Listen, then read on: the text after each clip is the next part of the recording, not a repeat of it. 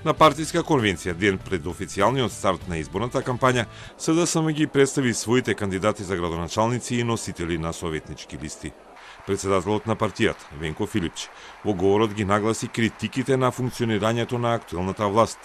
Тој смета дека државата и граѓаните живеат под последиците на апсолутна власт, која работи за себе, а граѓаните се на последно место. Објавуваме дека денеска сме тука за да го вратиме достоинството на народот, да ја заштитиме државата од заканите на авторитаризмот и од опасноста да стане партиска собственост.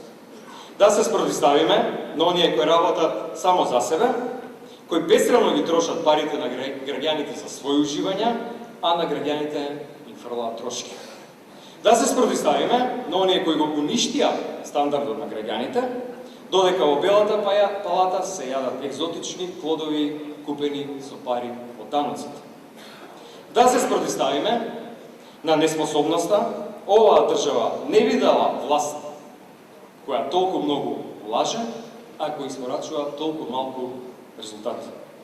Да се спротивставиме на лажниот патриотизам кој се користи само за манипулација на граѓаните. Да се спротивставиме на заканата Македонија повторно да биде ставена под контрола на партиски режим кој секогаш носи само темнина, застој и угнетување. Изгубивме затоа што граѓаните не казнија, рече Филипче, кој вели дека по ланските избори не се исполнети очекувањата на гласачите. СДСМ и нивната коалиција за своите кандидати смета дека се најдобриот можен избор, а Филипче порача дека избраните својот збор треба да го дадат пред граѓаните, а не пред партијата. Треба да работат со отворени врати, да се однесуваат скромно и да одговараат на секое прашање на граѓаните. Една од темите на конвенцијата е и резолуцијата за евроинтеграциите на Македонија, која СДСМ ја обзнани минатата недела со своји црвени линии.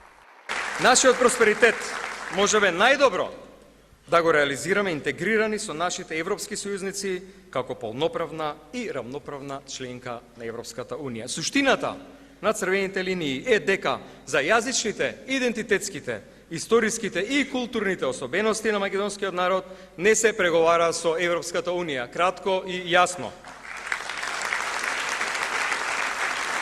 Втората црвена линија е дека уставните измени треба да бидат последната пречка и дека нема да има нови барања или прашања од билатерален или идентитетски карактер. Исто така, кратко и јасно. Филипче пред сопартиците и кандидатите повика на обединувањето во партиските и социјалдемократските редови за предстојните избори, бидејќи според него на државата и треба и силна опозиција.